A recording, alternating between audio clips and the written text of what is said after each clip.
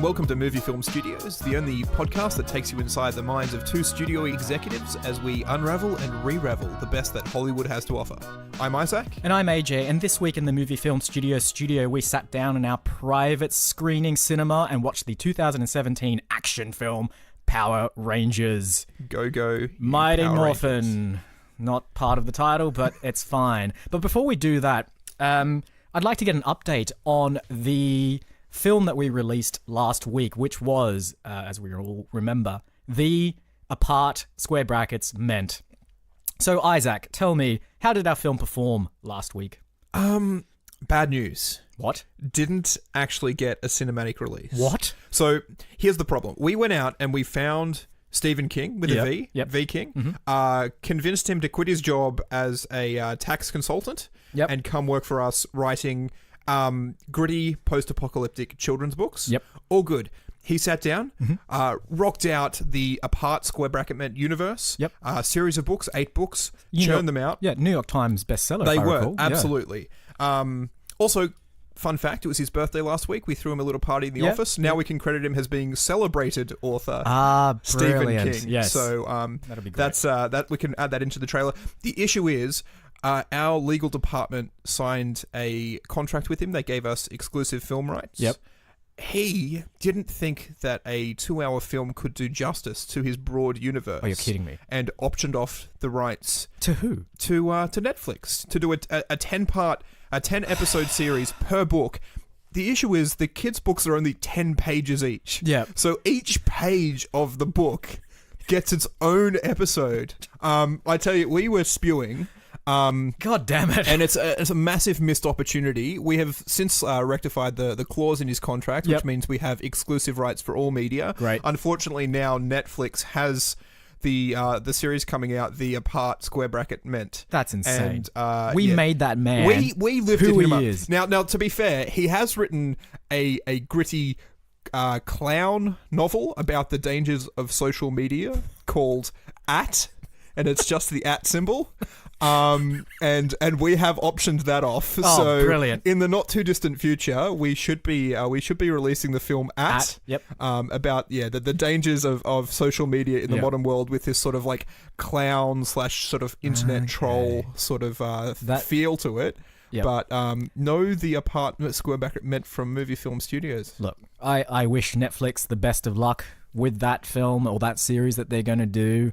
I don't think they can do it justice. No. Look, I've seen nothing good come out of Netflix ever. So, best of luck, Netflix. Well done. We'll be fine. Anyway, I'm not bitter.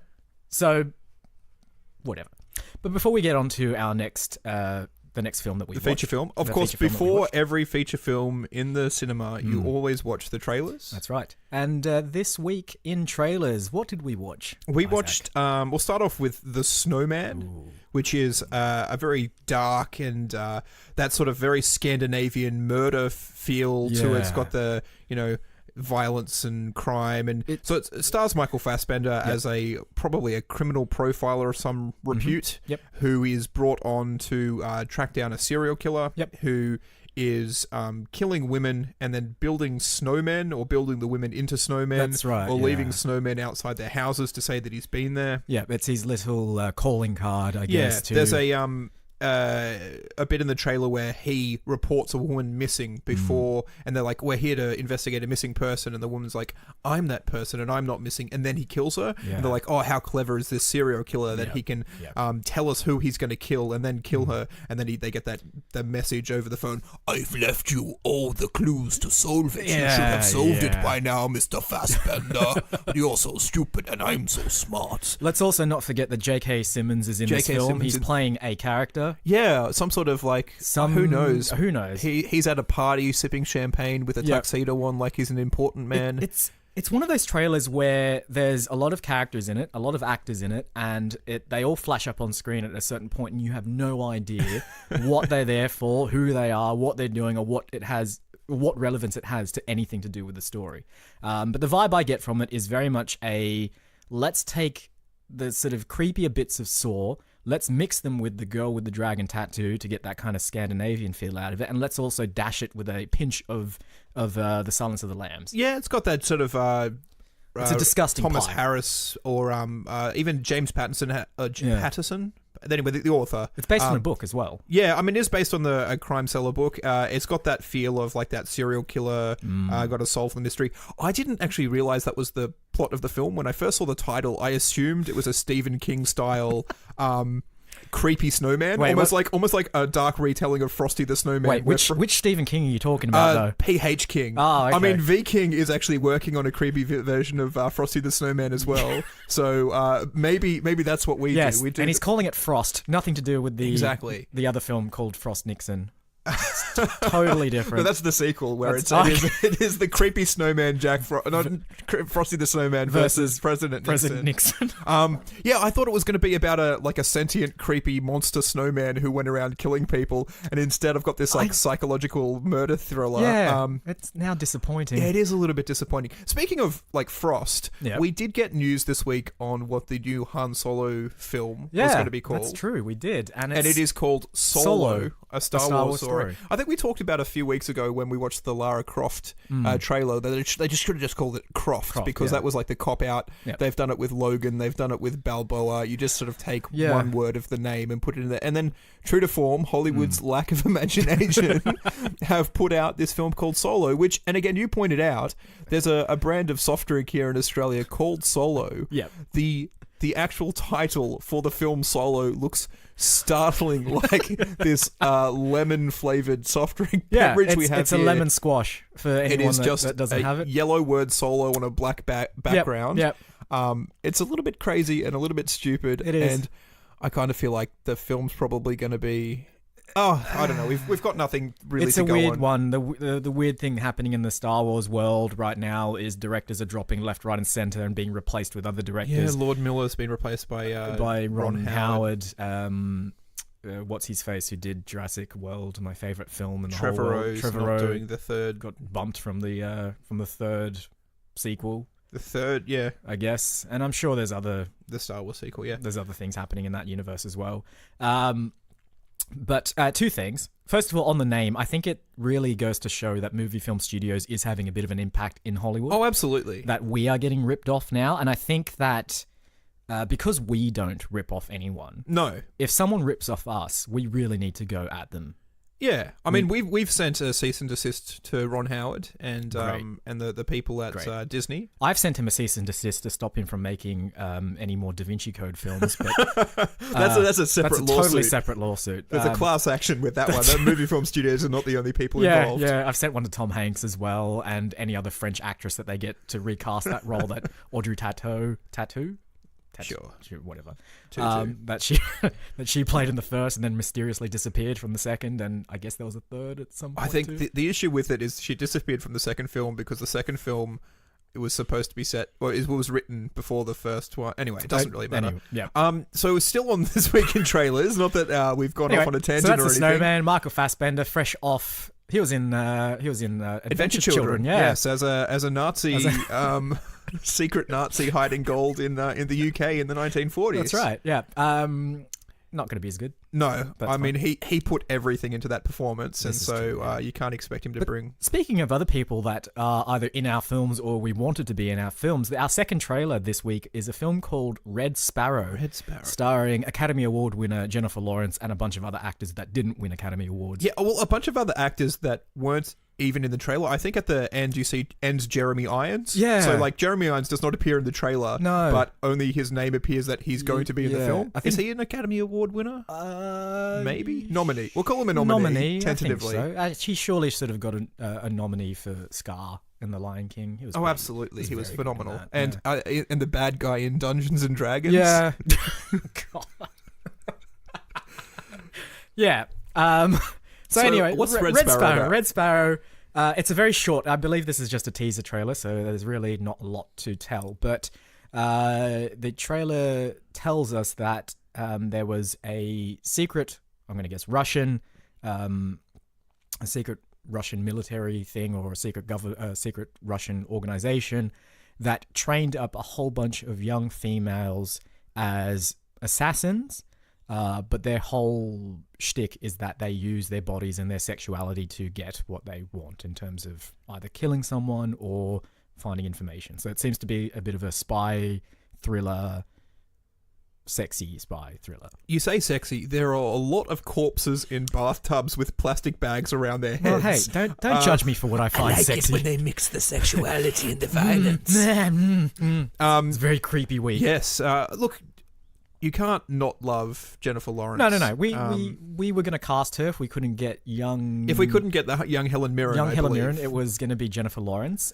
So we love her. She respectively turned the role down in our film, but that's fine. We still love her. We'd still love her to do one of our films at some point, but we'll get her. And yes, she's playing a very serious and very creepy, very creepy role. So she's playing one of the spies, female I guess, sex assassins. Yeah, the sex assassin. And it could be good. Yeah, I mean, this is the thing with teaser trailers. You just get lots of very snippet cuts of what's going on. I think her hair color changes 4 or 5 times during the course of the trailer as she adopts different disguises to seduce different men to either get their state secrets or murder them because they're political threats. But a lot of shots of her walking towards the camera as well. Yeah, with a very sort of blank, dead-eyed look. Yeah. But a very sexy blank dead-eyed look. Yeah. She's got the sexiness of a shark. Cold eyes like a doll's eyes. Barry Nibble, he lack. Yeah, Barry Nibble. He'll probably show up. He's got some political clout. I'm sure. I'm sure the Russian KGB need to off him in some sort of way. For sure. Any news on Jumanji? Jumanji Watch. We haven't done. I think we may have missed it last week. There was so much to look at too. Yeah, exactly. But we can't talk about it now. It was last week's news. That's true. No news in the Jumanji-verse. Oh, dang. That's a shame. If only we'd paid attention to all that Jumanji news last week. Although, having said that, out at the cinemas this week is Geostorm. Geostorm has had its official cinematic release. We have not watched it yet, but at Movie Film Studios, we are very excited. Mm-hmm. We're waiting for our screener to turn up. Yes, exactly. Yep. Normally, obviously, these high-powered studios get advanced screeners. I'm sure ours just has been delayed in the mail a little bit. Yeah. I mean, I'm not going to go sit in a cinema like a peasant and watch it. I'm an executive. I don't have time. Exactly. So, hurry up, studio that made Geostorm. I don't even know who made it. I don't care. Anyway, shall we... I think so. I think it's time to... It's time to get morphed up and go Power Ranger. So, I mean, some of you who may be listening and have heard that we've watched Power Rangers may have thought that it's the late 90s Power Rangers the movie. Yeah, which was shot in Australia too. It was, shot here in Sydney. Really bizarrely But this is actually the 2017 Power Rangers reboot of that sort of classic 90s children's TV show. Yeah. The more, realistic or the more gritty action-packed version of it that sort of does away with the cheesiness of the original series, and it bloody well was cheesy. But as we've mentioned before, Isaac and I are sort of children of the late 80s and 90s, obviously. So Power Rangers, at least for me, was part of my childhood growing up. Absolutely. While, I loved it as a kid, it's one of those things that you sort of grow out of and don't really care for afterwards. So the news that they were rebooting it and make a new version of it was sort of met, at least by me, with a collective meh. So, I mean, the universe of Power Rangers extended far beyond where I stopped watching. So, I was very, very much into Power Rangers. I think in around 94, I think was when I first started watching it. That was the year that me and my family moved to Singapore. Okay. And sort of the one thing that I had to absolutely make sure of was that I could still watch Power Rangers on TV in Singapore. Yep. I remember writing a letter back home to my friend to say, they have Power Rangers on TV. Thank God. Everything's going to be on okay. Yep. That year for Christmas, because my parents were so concerned that they displaced their whole family from one country to another, spent a lot of money on Christmas presents. I got every single Power Ranger action figure. Oh, wow. So all 6 of the Power Rangers toys, including the Green Ranger. Yep. I got the Megazord. Yep. I got Tommy's Dragon. And I even got Titanus, which is like a Diplodocus looking sort of thing. Wow. It's like I got every end. I had Goldar. Yep. I had everything. Wow. And for years and years and years played with these things. My mum even made me a Billy the Blue Power Ranger costume. Yep. I had the gun, the T-Rex looking gun that turned into a sword. I had the morphing little thing you press the buttons and you could insert the coins and it flashed red. Wow, yep. That's crazy. And then one year we had a garage sale and I wasn't there and they sold all my Power Rangers toys. No. And I was so upset. And the thing is, you can't even buy them on eBay anymore. No. They're a rarity. Well, they're one of the few things that sort of like you can't get a full collection of the Power Rangers toys. You can't get a Megazord anymore. And I looked a couple of years ago to like go, well, this is something from my childhood that I quite wished I'd held on to. I've held on to a lot of other toys, but not these ones. Yep. And it's the one thing that actually has retained its value. Yeah, so. That's a shame. I remember when that show came, because it came out of nowhere, right? So the story behind Power Rangers is that it's a Japanese show called Super Sentai, I believe. Something along those lines, yeah. And a fella by the name of Haim Saban. Saban is the company, like the toy company, I think, or... No, it's an actual person. Oh, really? It's an actual person. Okay. And he, I believe it's a he saw the show, bought the rights to it, and readapted it for an American audience. And what they did in that process was they shot all the stuff where they were outside of the suits in America. So they cast American actors and they shot it, somewhere in America. And then all the scenes of them actually in the suits and the Megazords coming out were just the scenes from Super Sentai. Yeah, they'd ripped... They just took them directly. So, and actually, like, if you watch it, it goes from 90s shot on VHS quality footage to, like, this 80s Japanese... Yeah, and that's including the main villain of the whole thing, Rita Repulsa, with a secret lair on the moon. That's right, with her monsters, is all just sort of dubbed over in English. So she is a very well-known Japanese actress. I'm not well-known here, but well-known in Japan. And they just dubbed her voice over and used all the footage as it was. As an 8-year-old in 1994, I didn't notice. No. I didn't know until I actually went back and watched like some of the original episodes a couple of years ago. I'm just like, I didn't realize how blatant it was. Yeah.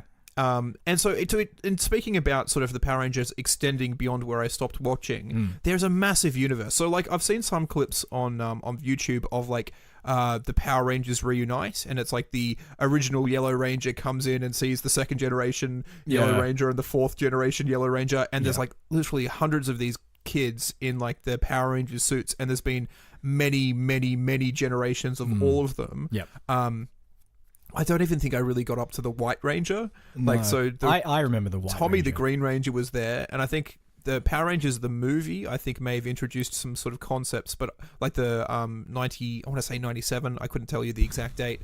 I think it was earlier than that. But yeah, sort of around that time period. So I think the Power Rangers the movie actually did fit in with the universe. It was a continuation of stories. Plot points from beforehand were brought in, and the same characters and same actors sort of played. But never mind the fact that Angel Grove looked nothing like the Angel Grove in the TV series. In the TV series, it was like shot in the Californian desert, probably, or it looked a bit Arizona-ish. Would have been shot on a soundstage somewhere in LA. I mean, all the shots of those sort of like black, blue, red, yellow, and pink dots flying over the landscape was very sort of desert landscape. A little bit desertly, yeah. So it looks, I don't know the topography of... why not? Why don't you know that? The US so much, but it did look sort of either California or Arizona sort of desert. I think it was meant to be somewhere around that area. But the new film sort of shifts it more to a seaside... so Jason's dad, Jason, who's the main Red Power Ranger, the leader of the group, his dad is a fisherman, so it's set in a coastal sort of town where there's a fishing industry. It's very small town America. Yeah, I want to say Maine. Oh, could be. Who knows? Maybe a I'm bit sure smaller than, I don't know. The US has many, many coastlines. It could does, be the other side of America in West Virginia. I don't know. You're just seeing Country Road. Yeah.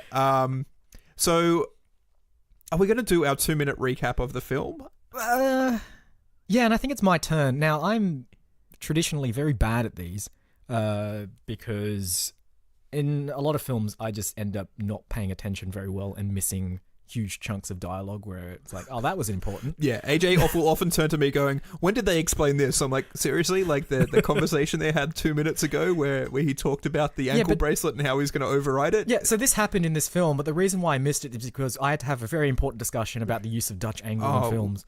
And, missed crucial moments of exposition. But that's fine. That's my problem. So many Dutch angles, Dutch tilts. So many Dutch... Oh, my gosh. All right, okay. All right, let's try it. Yep. Let's go for it. All right, your 2 minutes starts now. We open in Angel Grove, a town settlement, a seaside town settlement, and we're introduced to Jason, our lead dude for the film.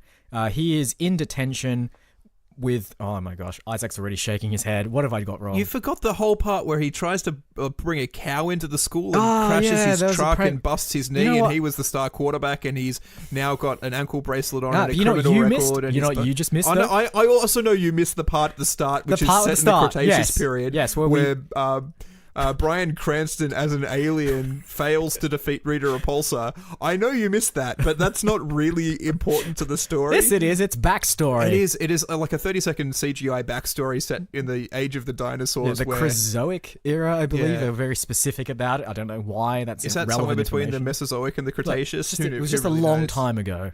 65 million years ago. 65 million years ago. Bryan Cranston and some other person was there trying to defeat Rita Repulsa. They were the original Power Rangers. Yep. They fail. They fail. Well, I think what happens is Bryan Cranston sacrifices himself and tells they say launch the meteor, and the meteor comes in as like a final resort. Yeah. And there's 5 coins of power, and they said only when the worthy 5 come along again in the future will they be able to find the coins. And then we flash to the future. We do. To the present. In which our... the Jason, who looks an awful lot like Zac Efron, yeah. I really thought during this film they were going to bust out into like High School Musical styles, singing song dance montages. I would have been fine. It would have been great. Yeah. And he's pulling a prank where he brings a cow into the school. Yep.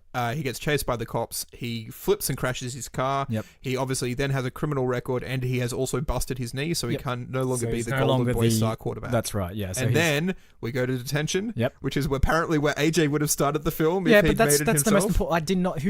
Does the cow come back? Is it a recurring character? No, even his friend who helps him bring the cow into the school gone. is gone. Like that's the only scene he's in. So anyway, we then meet Jason again in detention, and there is where we meet Billy, who ends up being the Blue Ranger. So Billy is a kind of nerdy, and as we find out later, kid who's on the spectrum for autism. Yep. I guess it is it's explicitly mentioned in the film that he is on the spectrum, who is being hassled by a local bully, one of the bullies at the school. Jason defends him, and then they end up becoming friends.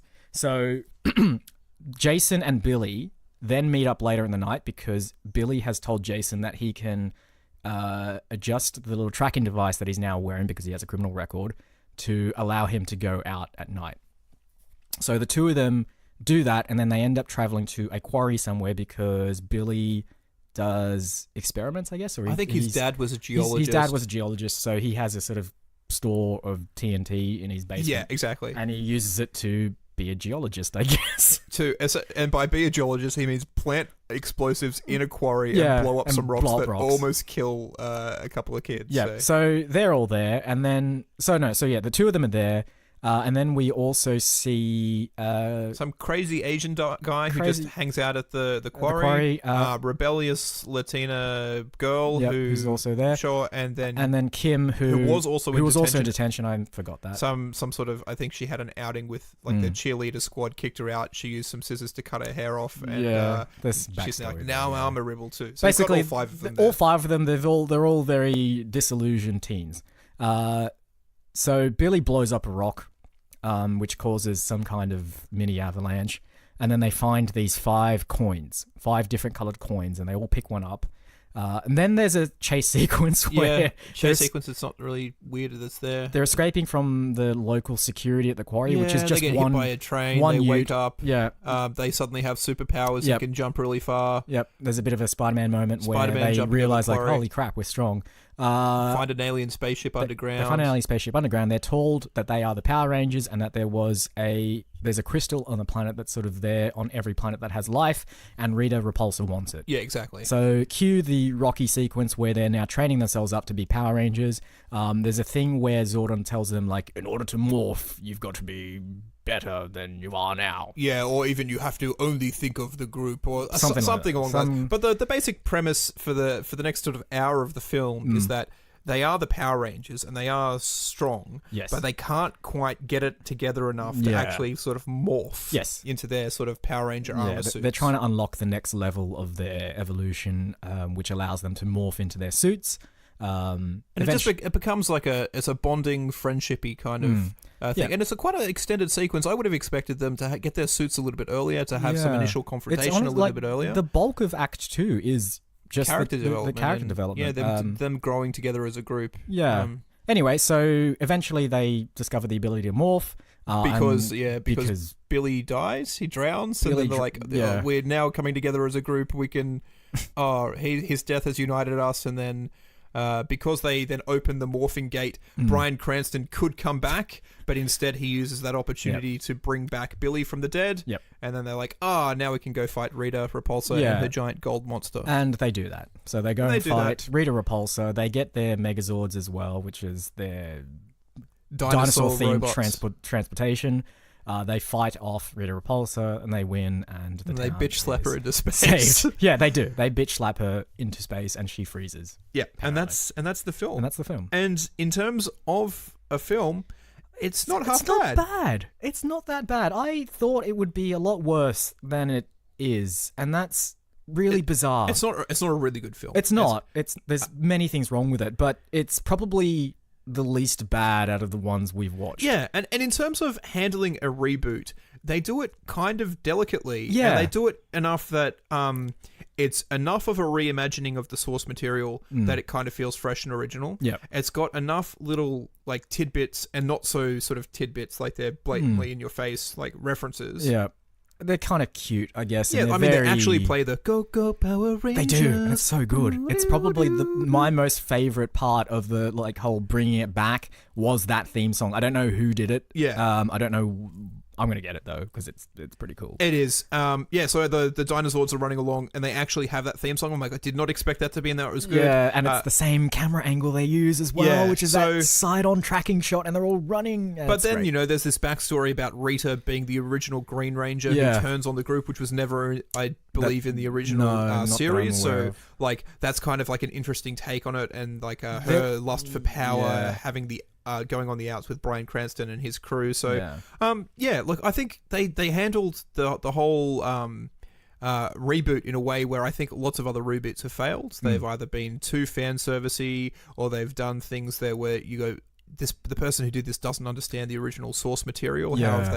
Why are they doing this? This is so out of character. But this is done really well. It's not too action heavy. It is in a lot of ways very character heavy. There's strong themes of unity in there, as like they can only work together as a team if they get to know each other and bond as friends. There was a dedicated effort in this film to really try and inject character into all the main cast, so the 5 kids. It doesn't quite work in certain places. It's very clunky in other places, but there is a genuine effort there to not have these kids play either stereotypical teens or just to have no impetus for doing what they're doing. Yeah. And they do try, and the filmmakers do try and genuinely form a bond with these 5 characters as well. And I honestly have to commend them for that. If we look at the most recent example of a reboot that we watched, which is Ghostbusters, which does none of this, this feels like a success. A complete success. And I genuinely wasn't expecting it. I expected this film to be utter garbage. And again, not to say that there's not stuff wrong with it. There's plenty of stuff wrong with it. So you had a big issue with the aesthetic of the Zoids and even the suits. Like, again, if we're comparing it to Ghostbusters, I think we both thought that the aesthetics of the ghosts and the proton packs and the everything in that was handled really, really well. Nicely, yeah. This is not good. No, it's a little bit too stylized. This is a film that has come because a bunch of other films came out all with their own individual styles, and this film took them all and tried to meld them into one. So if you've watched Pacific Rim, if you've watched Transformers, if you've watched some other film, any Zack Snyder film, any Michael Bay, it's even got a lot of sort of that J.J. Abrams Star Trek kind of feel to some of it as well. So they've tried to mash all of that together into this one film. And the designs of the Zords, the suits, the Megazord at the end as well, all reflect that. And as a result, it doesn't feel unique. It doesn't feel as iconic as the originals were, like the original TV series. And yes, the original TV series was a guy in a cardboard suit, but it was awesome. And it was kind of a blatant ripoff of Voltron as well, the way this thing sort of came together. But it was very cool. Yeah, but the Zords themselves have an odd aesthetic. They kind of look like the Transformers from the Michael Bay films in that they're very, very... They try to go for this ultra-detailed, very mechanical look, but it's also crossed with a kind of more organic, alien-esque look to everything as well. And as a result, it just looks like a mush of metal. It doesn't look like anything. Yeah, and especially there's a sequence where the Dinozords merge into Megazord. Yeah. But like you don't see it because they've fallen into a pit and there's just fiery explosions all around it. Yep. And then when the Megazord comes out, you can't see the constituent parts of the original Zords. Like in the other one, you could definitely see that the saber-toothed tiger was one leg, the Triceratops was the other leg, the mammoth was the arms, the T-Rex was the body, the pterodactyl was the breastplate. And you could actually sort of see the bits and pieces of this one is just like, oh no, it's just a giant Optimus Prime looking thing with carbon fiber all over it and like little snippets of color here and there. It suddenly got like these muscular biceps and stuff, and it looked really bizarre. And part of the fun of the original TV series was that transformation scene. We actually see all the component parts come together. Well, the best part of the toys was that like they actually clipped together into a Megazord. You could take all these bits and pieces. How could you possibly sell the toys from this film? Like, there's no marketing opportunity. That's the thing. There. You cannot sell the Zords from this film and combine them into the Megazord. They'd have to be two separate... I mean, this is probably where they've done it, right? They can sell all the toys separately. So there'd be like, so you buy 5 toys in the original version and you can construct the Megazord, but in this one you have to buy 6. So that's 5 of the component parts, and then you buy the completed Zoid as well. Okay, I can see why they did it. Yeah, maybe. All right. But yeah, aesthetically, just felt a bit like, a lot of other films have done this and a lot better. And I was really disappointed by the transformation scene. I believe I mentioned to Isaac while we were watching it, I don't like any of the Michael Bay Transformers films, but in the first one, when Optimus transforms for the first time, it's a beautiful 360 shot around him that shows the transformation in the best possible detail. Like, it's the transformation sequence you wanted to see out of that film, and it's very satisfying. But as Isaac mentioned, in this one, it's all covered by flame. Yeah, like they literally fall into a pit and you cannot see anything. You can't see anything. Yeah, and it just emerges from this hole, and you're like, okay, that's a new thing now. But yeah, I don't know. It was a film that I didn't yell at, I guess. Yeah, exactly. And so one of the big things that I think was at the time of release for this film, not necessarily controversial, but the reason that people were talking about it was the portrayal of an autistic character, or like someone who was on the spectrum. Yes. I think there's overtones of a bisexual character as well. Absolutely. And then obviously racial casting became a thing as well, because obviously Billy in the original TV series is a white guy. They've cast him with like a black actor. The Zach in the original series was a black actor. They've cast with an Asian person, and I think Trini was originally Asian. They've cast with a Latina girl, kind of girl. And then Kimberly, Kim and Jason were white, and they're still white guys. Yeah, but they're all playing characters that aren't stereotypically. Yeah, I mean, expect, the Asian guy is not like I don't know what the stereotype of the Asian is. Works hard, good at maths. Sure. Like that's the kind. If you were going super cheap, that's what it'd be. This guy's a bit like his mum's sick and he's keeping track of her, and he's a little bit crazy He's and reckless. He's very much a hothead. Yeah, kind of exactly. character. And I was like, oh, that's interesting. And then obviously the black kid being sort of that autistic, slightly nerdy kind of character is not Urkel. not the stereotype for that particular race. He's playing Urkel though. I mean, possibly we could have got Jaleel White. Jaleel White, yeah, to come in and play it. Also, it has to be mentioned that the Kimberly, the Pink Ranger, looks so much like a young Sarah Michelle Gellar. Yeah. It's crazy. Like, especially when they're wearing their Ranger suits. Yeah. And it cuts out sort of like part of their face. Yep.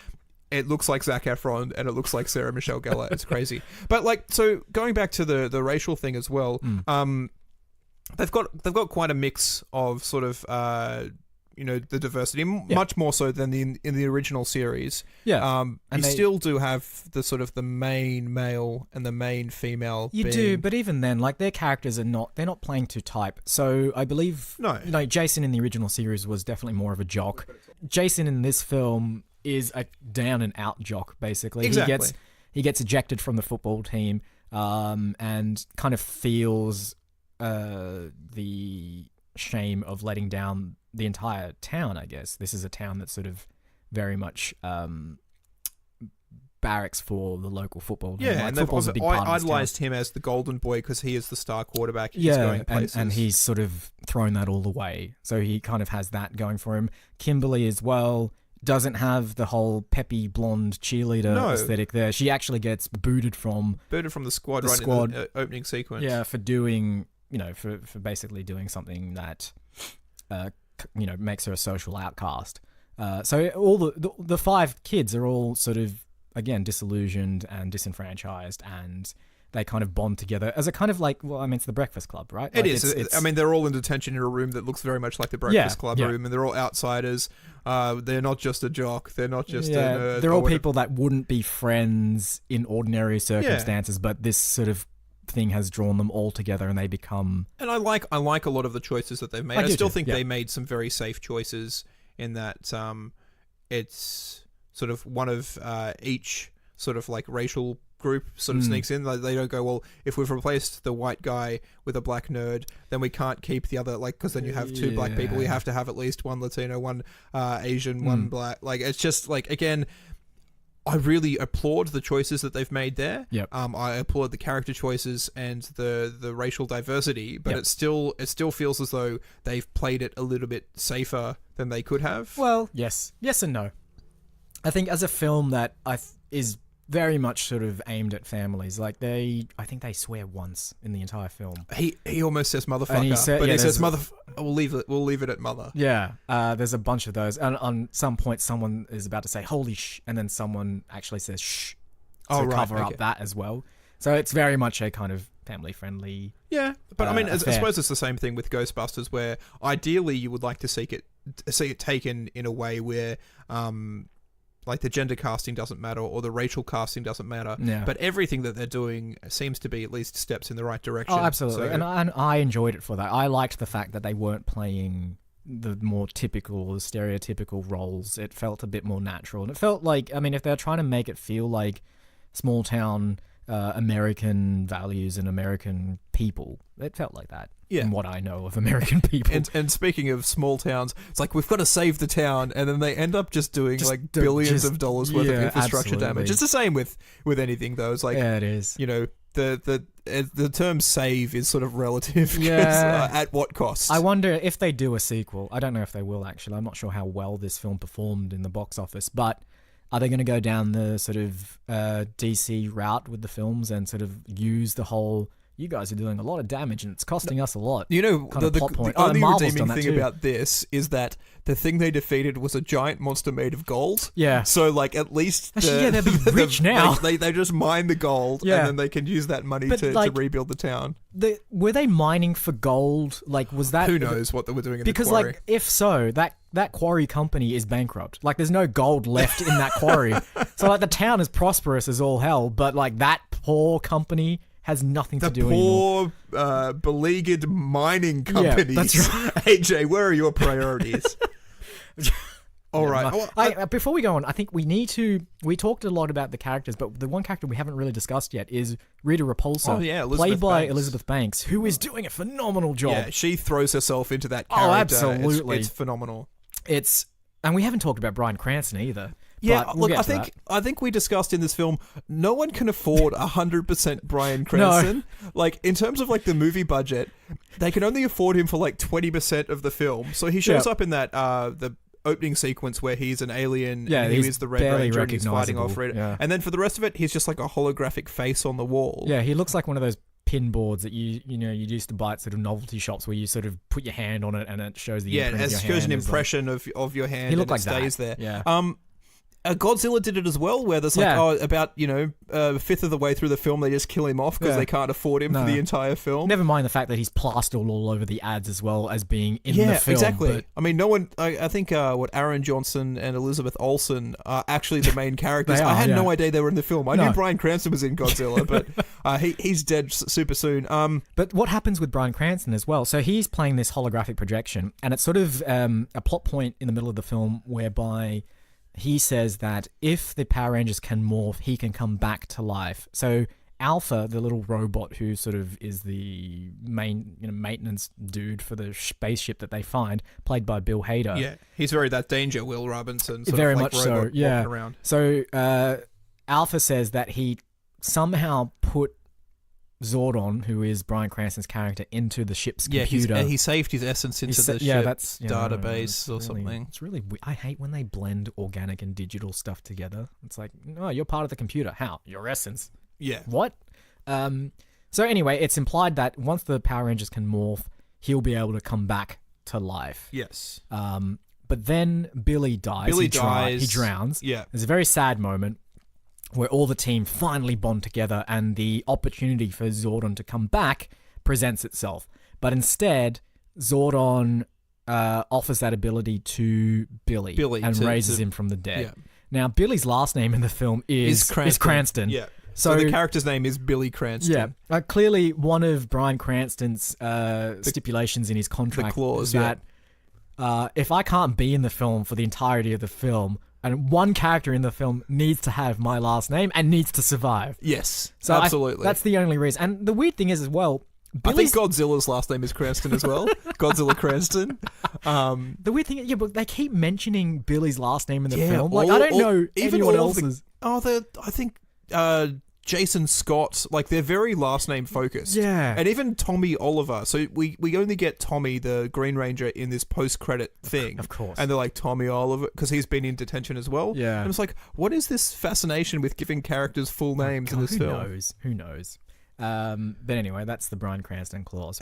Now, Isaac, do you think we have unraveled this film enough to know what the core elements are to make it popular enough that we can take this back to the meeting room and put us together our own film? I think we need to go to the boardroom. We need to go to the boardroom? I'm taking us to the boardroom, yeah. All right, let's take it straight to the top. All right, here we go. All right. Settle down, executives, and everyone else in here that I've added in post-production. All right, so it's quite clear that the popularity of this film stems from that 90s child nostalgia factor. And of course, I mean, there are so many great intellectual properties of that era. You see Teenage Mutant Ninja Turtles has gone at least sort of 2 cinematic releases, 2 iterations. There's the Michael Bay ones have had a number of films. I think there was a CG animated one before that. And then even you have the Jim Henson's the original films, from the puppets 90s. Live action sort of 90s ones. Yeah.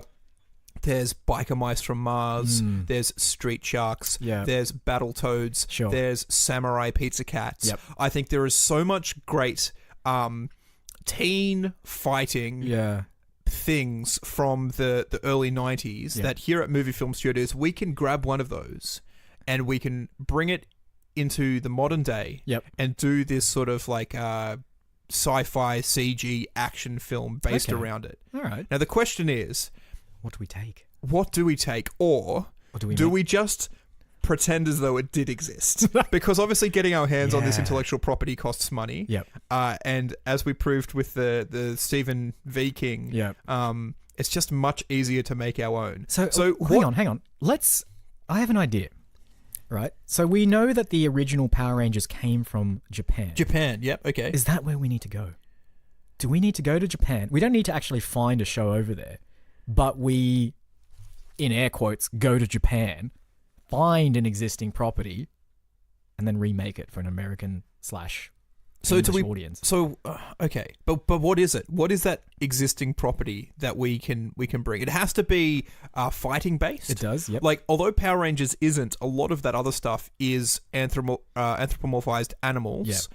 Plus fighting, Yep. plus love of junk food. Yeah. It's like Samurai Pizza Cats could not be any more Ninja Turtles. Like Samurai Cats, Ninja Turtles, and like they've just taken the love of pizza. So I reckon we do that. It's got to be fighting, animal, junk food loving. Yep. And it has to be originally Japanese of some description. Japanese, And then we do like the reboot. So. Yes. What's the original 90s either animated or live action? Well, I feel like in the 80s in Japan, I believe this is true. I'm not making this up at all. Yes, I am. That they had very much a fascination with like English woodland creatures. Okay. So like deer, foxes, badgers, shrews. It sounds very Animals of Farthing Wood, and I am so on board. Unbelievably on board. Yeah. If we can take the characters of Animals of Farthing Wood and then turn them into sort of warriors. Yep. But yeah. So like, this is what happened, right? So the Japanese caught episodes of the Animals of Farthing Wood, the original episodes, and they're like, we're going to adapt that, but we're going to give it a Japanese twist. So they all became... So I think the concept for the Animals of Farthing Wood was that developers were coming in. Yes. What do you call them? People that cut wood. Those guys. Loggers were coming in to demolish the forest, and they needed to escape. And there was some There was knowledge somewhere. of like a reserve or a park. Yeah. So a bunch of animals get together. Animals that would usually eat each other, but that's exactly. fine. So there was a fox was the main one, and badger. You had a mole. Yeah. And I think there was like you learn words that you don't know. That's right. Like voles and Vixen was a name as well. Yeah, Vixen, female fox. So look, I'm not sure if you're aware of the works of Brian Jacques, who has written a series of books called Redwall, which is essentially European knights in a small sort of village, but they are all mice or badgers or otters or stoats and voles and all these words for like these rodent creatures that you've never come across except they are. So I reckon the Japanese have taken inspiration from Brian Jacques' classical literature. They've taken inspiration from Redwall, and instead of America, obviously then went, we're going to do samurai and ninja warriors, which are the that Eastern culture. They've done it the other way around. So the Japanese have taken the Crusaders, the Crusaders, Middle Ages, so they're sort of the Badger Knights and like the round table, the Fox Pikemen and all this sort of stuff. Okay. Fighting in that sort of world. So that's the original Japanese cartoon. And what was it called? It was called Turbo Sentai Animal Squadron Force Go.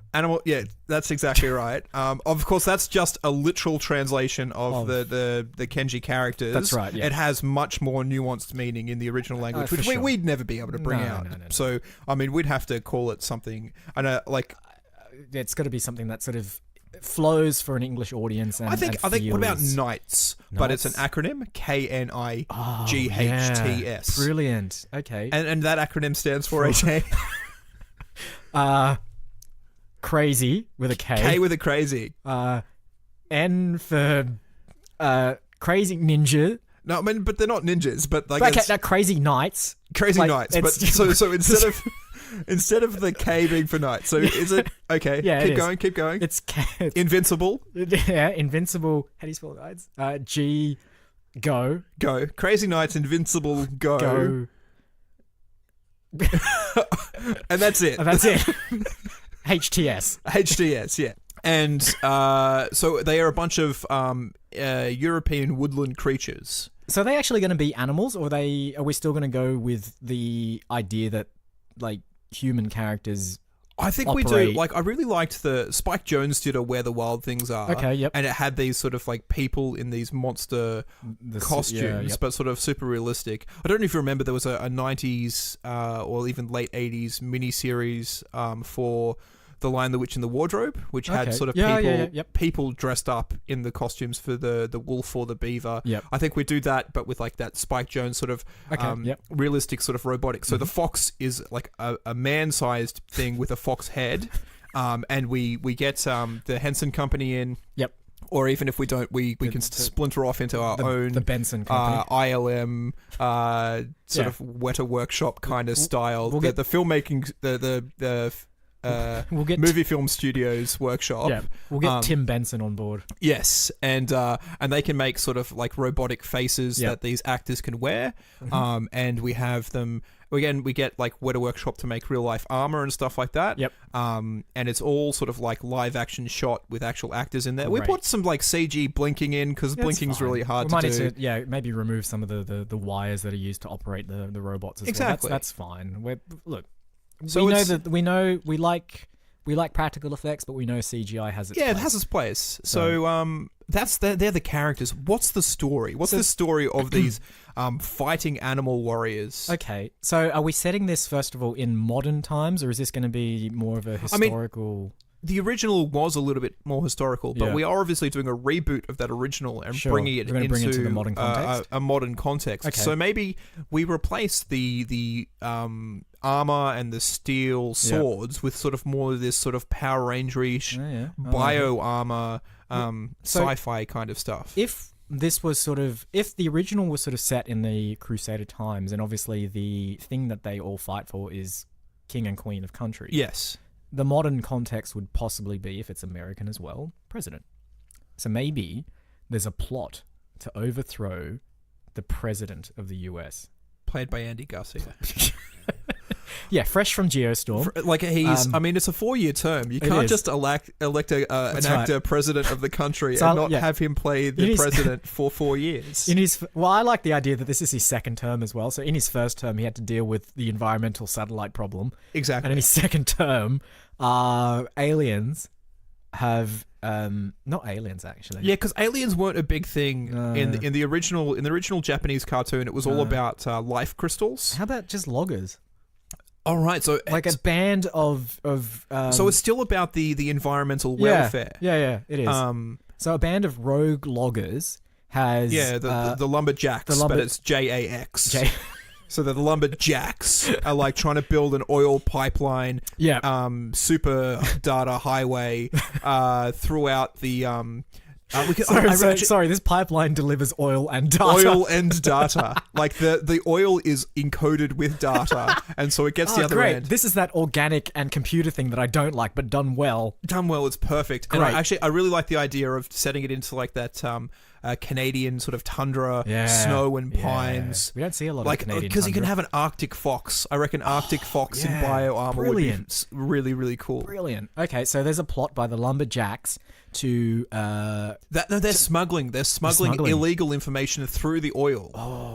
And so it's hidden in the oil. It is, yeah. It's encoded into the carbon chains in the oil, and it's being decrypted. And they're smuggling from the Russians. I imagine it's got to be the Russians, right? To or from the Russians. It doesn't really matter. We don't get into it so much. We need our film to have just the hint of modern political context. Oh, absolutely. But never, we're not going to, there's not. Or even you can do obviously the individual privacy is a thing. Like, it's like, they're selling your data on the black market. On the black, and it is the black market because it is the oil legitimately is crude black. Oil, it's literally black. Perfect. This is hitting so many of those hot button topic issues that at movie film studios. So the lumberjacks are data smuggling through the oil pipelines from the Canadian tundra. Yes.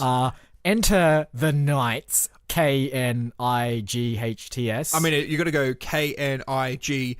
HTS, yeah. Because the HTS doesn't stand for anything. And the other one stands for Crazy Knights. The K, so if you're spelling it out as well, the K of Knights is in brackets. So it's just the N that takes the prominence. Yes, yeah. And there's so many parentheses and asterisks explaining how all of the acronyms work, that it's crazy. So the president has gone to check out this new pipeline because he's got the ribbon cutting thing. He's opening it up. Yeah. There's some sort of crazy terrorist, sort of like the lumberjacks trying to hijack it, and the knights are called in because they then have to sort of protect the president as he's going through. Yep. This is getting a little bit away from the original TV series. We'll bring it back. But let's face it, we'll just have to drop in little moments that came from the original TV series as well. It doesn't have to be in season 2, how they bring in the seagull character. Yeah. We don't have him there, but in the post-credit sequence, you can sort of see a seagull flying over the top, or well, not even that. Maybe a seagull lands on the headquarters for Knights, and the camera kind of just does a very tight zoom on it. Exactly. And everyone's when they make the sequel to Knights, they're going to bring in the seagull and character. then the seagull does his traditional, the thing from the TV show where he turns to camera and winks. Yeah. Which is something that then that little xylophone ding sound. Which is something that seaguls can't do. They can't wink. Exactly. As far as I'm aware. But we all know, remember it. We all remember it from that show. It's oh my gosh. Yeah. Old Gulsey. Gulsey, yeah. Gulsey is coming back for the sequel. Anyway. All right, so that's the setup for the premise, right? The president is visiting. He's doing the ribbon cutting for the opening of the Andy pipeline, Garcia but the lumberjacks have hijacked the pipeline to be smuggling data. Yep. There's a terrorist attack on the pipeline, not by the lumberjacks, by a different group who don't want that data getting to the Russians. Ooh. It's not the Americans. It's not the Russians. It's another group. So then the Knights are called in, who are anthropomorphic animals in a world where Andy Garcia is the president and not everyone are anthropomorphic animals. Do you think that maybe instead of the Knights being called in, maybe it's a thing where they don't know that they're the Knights yet? So we look at this as more of an origin. This is what Power Rangers did so well, was the self-discovery aspect. Yeah, so these are still anthropomorphic animals, but they don't know that they're special for some reason. They're the only anthropomorphic animals in the world, but somehow they're oblivious to the fact that they are anthropomorphic and can talk and are nothing like any of the other animals in the world. But yeah, they're just living their life, chilling in the forests and mountains and stuff. And by some circumstance, maybe the lumberjacks are clearing land, or they're clearing trees, and they set off a huge avalanche. And so all the normal animals and what will be the Knights are all running away from this avalanche, and they all get caught up in it, and get thrown down into a crevice or something. Yeah, and because they're wild animals, they're the only ones who have the skills to survive in this sort of land. Yep, that's interesting. Now, the one thing that I think our world is missing is giant robot fighting machines. Yeah, okay. And I think, obviously, I don't want to rip that straight from Power Rangers. Yep. I don't want to rip it straight from Transformers. I don't want to rip it straight from Voltron. Does it have to be robots then? Because maybe what happens is, you know how the lumberjacks are smuggling data through the oil? Yes. Maybe the data starts melding with the oil and becomes sentient, and right? then the oil is the bad guy that they have to fight at the end. That is perfect. Right. Yep. That is the culmination of this film that we needed. Yep. How do you fight data oil if not in virtual reality? And that way we don't need giant physical robots. Suddenly they're jacking themselves into the data and fighting themselves in a virtual space. Reality, yeah. In the singularity or whatever that sort of point is that people are sort of talking about, worrying about AI taking over the world. Yep. Another hot button topic that we're jamming into our film. Brilliant. Perfect. Excellent. Andy Garcia would be proud. He would be. So is there a central antagonist, or is it a conglomerate? The lumberjacks we've mentioned are a squadron or a group of lumberjacks. I think they're Russian sleeper agents. We love and sleeper then agents. obviously you have the terrorists who are attacking the pipeline. I really like the idea in films when you think the bad guys are the bad guys, but they're really the good guys. Yep. So the terrorist attack on the oil line Yep. where they're trying to blow it up is actually to protect the data from getting out. Yep. But initially our knights think that they're the bad guys and try and fight them until it turns out the lumberjacks are the bad guys, and then the oil becomes sentient and they have to fight the Can oil. we go even further? Andy Garcia is the bad guy. And like the reason that his hair is slicked back and always looks so slick is because it's actually made from oil. He is part oil. He is part oil. I mean, that's the thing. He's been slicking his hair back for so long with oil. The oil has seeped into his brain, and now he's being controlled by the data oil. By the data oil. Like, can you imagine that? Like, it's a triple reveal, right? So the knights think that they're fighting the villain or the whoever causes the terrorist attack. And then they realize that they're wrong, and it's actually the lumberjacks. And then they realize they're wrong again, And it's actually Andy Garcia. Yeah. I love that. That's so good. So who are our animals? Our animals, I mean, are we talking about the actual animals themselves or the people in the suits playing the animals? Well, okay, if we're going to go straight to... Well, first of all, I think we need to figure out what animals we're going to be using, and then we cast them. I really like the Arctic fox. I do sort love of like the Arctic this, fox, yeah. This, it's not a wolf, like it's actually sort of like a white fox. Yep. Which is fine. Mm-hmm. If we're going sort of that North American sort of thing, we can actually have like a Wolverine. I have no idea what a Wolverine is, but we definitely have Hugh Jackman in the animal suit playing a Wolverine, because he's refused to play Wolverine, but he hasn't refused to play a Wolverine. Yeah. So we've already cast that. Excellent. What other animals? Do we have like the comic relief guy has got to be like a giant moose, he's got a moose head sort of thing on him. Yep. We can put in like a jackrabbit or like that snow rabbit, like really quick bounding through the snow. Yep. How many is that? That's four. And then we need. Do we need like a tortoise of some kind, or like? It's not very snow, not very Arctic. What else? I'm thinking salmon. I don't think you can make salmon work. That would just be ridiculous. No, it's salmon. No, it's got to be a bear then. If it's got to be like a brown bear. But a bear feels too strong. Yeah, I know, but I mean, would the bear be the Red Ranger of the group? Then? No, I think the Arctic fox is. I think like the bear is the big tanky kind of. Okay. He's the not the Dwayne the Rock Johnson he won't play, but you know the gentle giant with a heart of gold doesn't understand his own strength. That sort of character. Oh, so he's the sloth. Yeah, exactly. Or the Michael Clark Duncan sort of. So we've got Arctic fox. Yep. We've got comic relief moose. We've got bear. Yep. We've got Wolverine. And what was the other one? So there's the rabbit. The rabbit. That's the right. rabbit. Yep. So there are five characters. Let's cast. All right. So we've already got Hugh Jackman playing the Wolverine. And I don't think he should talk. I think he should just communicate in grunts. I think he should just be the only character that can't, like a certain character from a certain transforming robot series who can't really talk except through the medium of radio stations. Yeah, so maybe our Wolverine, in order so that people don't say, oh well, you've clearly ripped off X-Men, we give Hugh Jackman the opportunity to not actually talk through I feel like it'll be a tour de force for him. I don't think he's ever done something like that before. I think he's talked in every single one of his films. I think in most of his films he's also contractually obliged to sing. That's right, yeah. So I reckon, what about Anna Kendrick as the rabbit? As the rabbit? Okay. I think that's a great casting. Nice casting. She's got that sort of like fiery sort of scrap. I think her book's called Scrappy Little Nobody or something like that. Yeah. So like I kind of feel as though those qualities are in that character. Yep. We need to okay, so our let's cast our leader, the Arctic Fox. Oh, who is Arctic Fox? I really would like Cate Blanchett, but she what about she was just in we tried to get her for the Apart square bracket meant as the Cartimus the Archer, and she turned us down. She turned us down. Damn. I mean, even though like we're not but making it. It's on Netflix now. Surely it is on Netflix. She might get recast in that. Again. What about John Boyega? Interesting. I know it's a totally different casting choice. I don't know how I jumped from Cate Blanchett to John Boyega. That's fine. But I think he could play the Arctic Fox. Arctic Fox.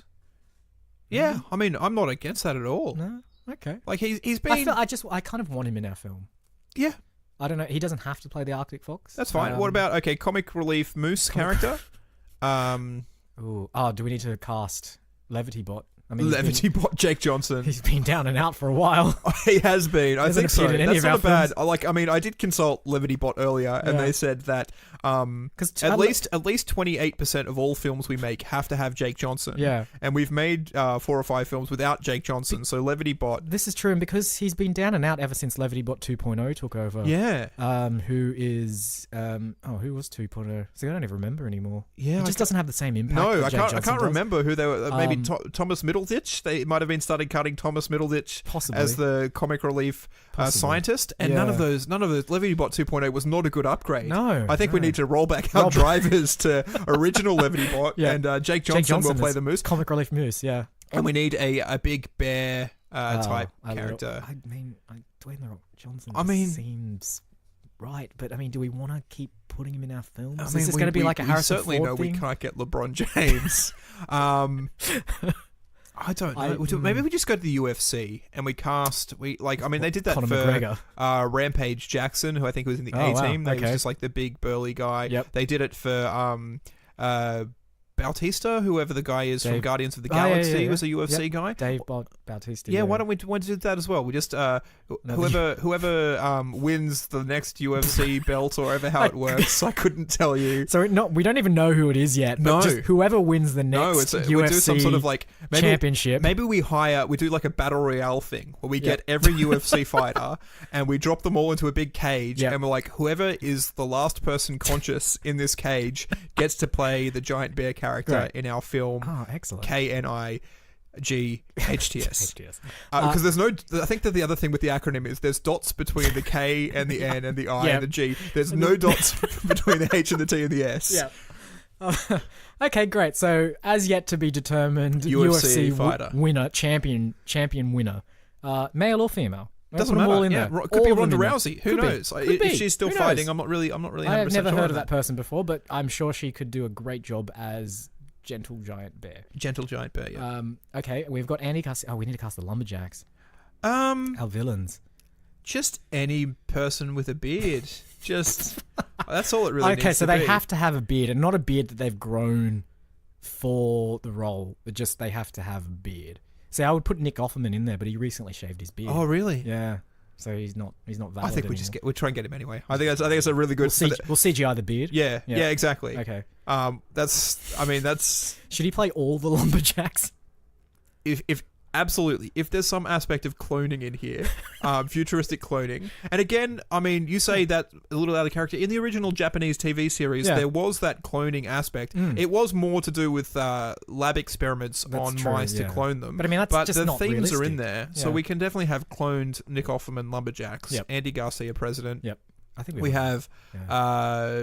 the Hugh Jackman Wolverine. We have Anna Kendrick Yep. Rabbit. We have UFC Bear. We have Jake Johnson as Wolf and John, whose name I cannot John pronounce. Boyega. Boyega in as the lead Arctic Fox character. I really hope that's how you pronounce his name. Oh well, that'll do. He plays Finn in Star Wars. If And anyone in doesn't Attack know. the Block. And in Attack the Block, and he's in Pacific Rim 2. He is in Pacific Rim 2. Pacific Rim 2. So a he's busy got all boy. the experience of fighting giant. I mean, they're fighting it in virtual reality this time, so it's not going to be giant robot fights. No. But it could be anything. I like the idea that Hugh Jackman is going to method act as well as a Wolverine. So he'll be walking around on set just going. That's what Wolverine sound like. All right, I thought that sounded like I thought it was more like hissing, sort of. Again, who knows? I don't even know what a Wolverine looks like. It's not an Australian animal by any stretch of the imagination. I've never seen a documentary that has featured a Wolverine. I think they're I like. don't even know if they have giant metal claws that come out of their hands. I think they're kind of like the Tasmanian devils of Oh, Australia. really? A little bit like that, but like much meeker. Like they're not as aggressive as. I thought that was the thing. Like a Wolverine will chew through its own leg to get out of a trap. It'll, really? if it gets cornered, it'll scratch your eyes out. Like it's the tenacious little. I suppose, and they regenerate their limbs afterwards anyway. So Yeah. like that's where they got the X-Men version from. All right. Well, that's it. That is our film. Yeah. Well, I mean, the board has heard this. They're all gathered here today. You can hear them in the background right now. Where I'm going to. Someone's been obviously taking copious notes on a Absolutely. whiteboard. Yep. I mean, should we say to them? Do they want to? All right. I suppose have we given them control over the red light and the green light? Well, look, I really liked it when we had our own say in if the film got made or not. We'll give them a say. But even if they say no, we're still going to do it. I mean, who runs this studio? Us or the board members? I think it's us, right? I mean, I'm co-founder. And I'm vice president. And you are... CEO, co-founder, and venture capitalist. I think is what I initially said. Who gives a crap what the boardroom exactly. says? I mean, I'm actually, seeing a lot... why don't you just all go home? Like, yeah, seriously. Just get out of here. Get out. Come on. Get out. Get out. All right. They're definitely not getting paid to be here. No, they're not. I don't know why they're here. To be fair, I hired them. They're just actors. They're just actors. It was a casting call. All right. Well, maybe they can play the terrorists. Oh, hang on a sec. You know what we haven't done for our film? We haven't cast ourselves. I mean, can we somehow play the oil? Like, not the monster, but the physical oil.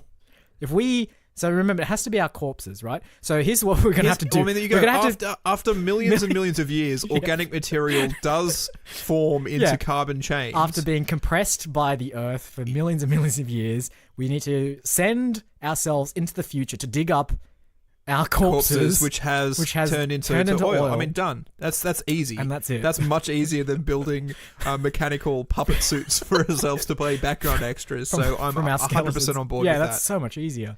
Great. And we'll, All right. I mean, I'm just going to flick my green light now. I'm not even going to wait for it. Man, I flicked it before the board meeting even started. I mean, I didn't need to even hear the pitch.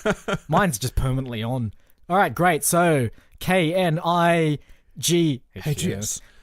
is a go for launch. Oh, this is brilliant. I cannot wait to see this film.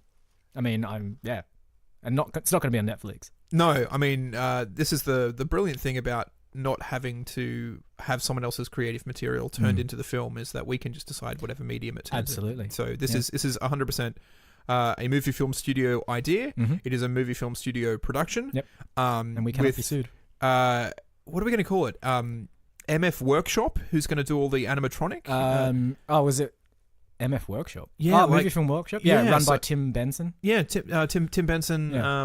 Puppeteer extraordinaire. And we get people in to spend 10 years making chainmail suits of armor and out of plastic rings. And obviously, they've got all the experience working on all those other sort of like the Puppums, I believe. Puppums, yeah. I believe was the movie film studio version of the Muppets. So the movie film studio is the head of the jewelry, the grouping of the jewelry.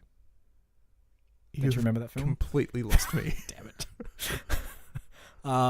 It involves a group of people who need to destroy a necklace in the place it was created, and they go on a journey together. Right. Okay. Sure. Our studio production company made all the special effects. And we shot it in and we shot it in some sort of small island, Pacific island somewhere. So what do you got? People of the jewelry. It's the head of the jewelry. And then the second film was a couple of tall buildings, and then the other one was "Come back here, you monarch." So that's all right. I'm on board. I do remember it now. It took me a while. I am so sorry I was that slow. Look, I mean, as co-founder and vice president, I need to know these things. We have millions of great ideas every day. So many. I can't keep track of which ones we've turned into epic saga films and which ones we haven't. I completely understand. Okay, so now that KNIGHDS is in production, I feel like we need to end this episode. Yeah, I think so. So thank you all once again for listening to another fantastic episode of Movie Film Studios. Indeed. A little bit of housekeeping before we go. Oh, yeah. We have a website. moviefilmstudios.net is where you can find all of our episodes, plus some pretty pictures of us, because, everyone wants to see the pictures of the people in a radio-based or audio-based format. And you can also follow us on Facebook. You can follow us on Twitter, which is @MovieFilmStudio. Apparently, we can't have multiple studios on Twitter. And we are also on YouTube, provided they don't take us down for some weird reason. Yeah, I don't know why they took those episodes down. Don't know. It's all original content. We drum this in time and time again. These are all original ideas. You know what it is? It's a Hollywood conspiracy. It is, I think so. They try and take down the little guys, but they won't keep us down. No, we'll be back. We'll be definitely back. Any reviews on iTunes this week to read out? No. No? Yeah, Wait, again. hang on. No. I checked yesterday and it says we have not yet received enough reviews to give a star rating for this yet. So all of you people out there, you reviewers, you bloggers, get on iTunes, leave a review for either The Adventure Children, The Apart Square Brackets Meant, or KNIG HHDS. And I mean, if you're the first, you'll definitely get read out. If not, well, provided it's not too blue a review. we can censor, and also like I mean, this is not a restricted. Not quite, but yeah. Anyway, yeah. Just looking at the page here, under customer reviews, there's a review here that says write a review. So thank you, whoever wrote that and made it a button. Awesome. So yeah, do all those things. Do all those things. Have a listen to us. Have a listen to all of our back episodes. Have fun. Be healthy. Watch our films. And until next time, I've been Isaac. And I've been AJ. Roll credits. March winds and April